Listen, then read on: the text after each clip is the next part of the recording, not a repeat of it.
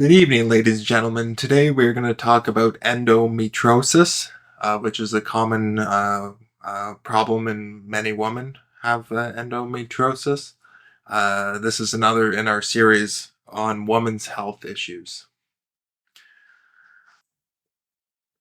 So 1 in 10 women have endometriosis. What it is uterine tissue growing outside the uterus. It's associated with pelvic pain. It's a leading cause of infertility, 2x risk of infertility. It's a major cause of disability in women, with 20% of women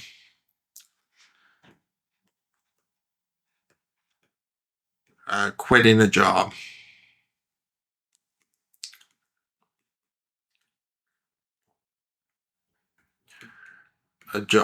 Because of endometriosis. So 20% of women have quit their employment because of complications from endometriosis. What you can do to prevent it, there are a couple of things you can do to prevent it.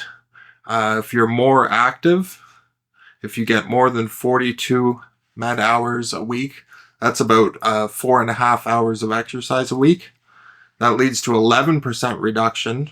But if you look at the exercise performed in the last 4 years, there was a 90% reduction in those with in disease, and those who exercise more than 42 hours a week.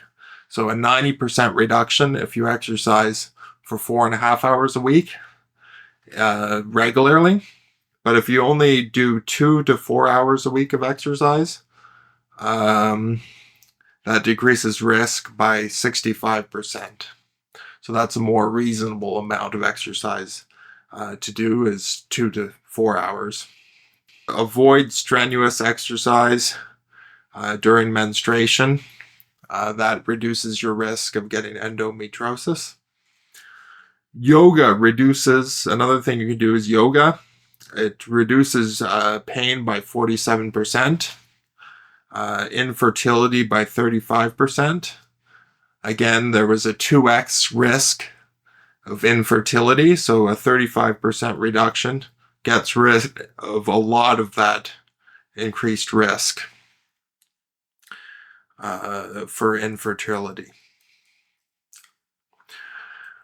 Those in the highest fifth of omega-3 fatty acids had 22% less likely to be diagnosed with endometriosis compared to those in the lowest fifth of intake. So getting enough omega-3 fatty acids helps. Those in the highest 10%, the highest 20% of trans fat intake were 48% more likely to be diagnosed with endometriosis. So avoiding trans fats helps. In women who ate 2 servings of red meat per day, they had a 56% higher rate of endometriosis compared to those who ate less than 1 serving per week. Another thing you do is 50,000 IUs of vitamin D every 2 weeks for 12 weeks. In the study, significantly reduced self-reported pelvic pain.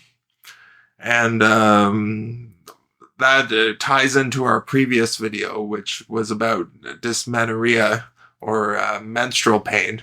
And that can be decreased by vitamin D also. So the two are kind of related.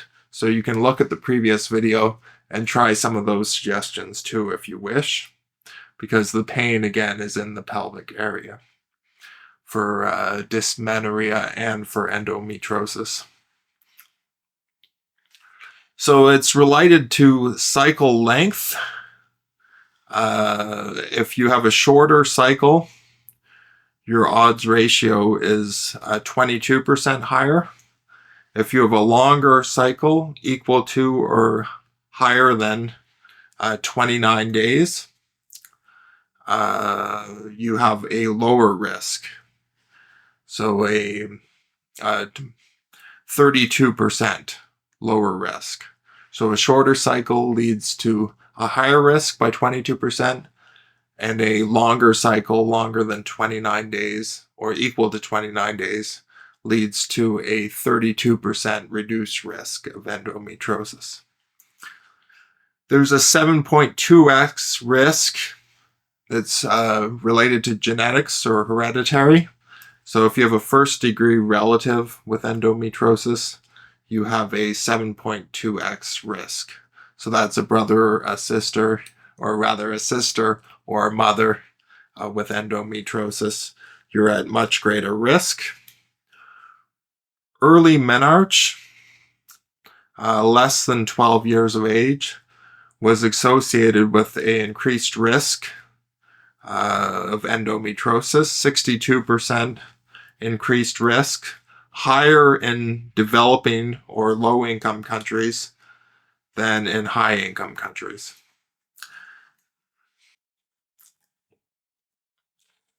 The pooled relative risk of endometriosis was lower, 33% lower for each 5 kilograms increase in body mass index. So compared to normal weight women, obese women were 11% less likely to get endometriosis, and overweight women were 3% less likely to get endometriosis. So in this case, being overweight actually prevents endometriosis, though it's not a suggestion I would recommend in terms of trying to treat your case of endometriosis. There's some other things you can do is NAC, curcumin, chamomile tea, quercetin, probiotics.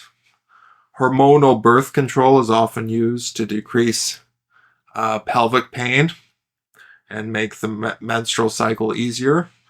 So that's something you can try. Though I would look at the previous video and try some of these suggestions like exercise, avoiding trans fats, high omega-3s, maybe lowering your red meat intake a little bit, and trying some yoga or some vitamin D before you try hormonal birth control. And you can look at my previous video, and it has some suggestions such as magnesium and zinc that also helps with menstrual pain, which can be an issue for endometriosis. A heat pack helps. So resveratrol helps. A heat pack is often used. It's twice as effective as a pain pill to reduce pelvic pain. So references are in the description.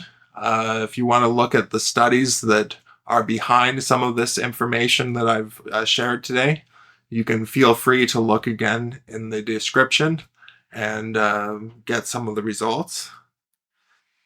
And that is the presentation. Thank you for watching. I hope you found some of the information useful. I hope it was enlightening in some way. And don't forget to like, share, and comment. And have a great day.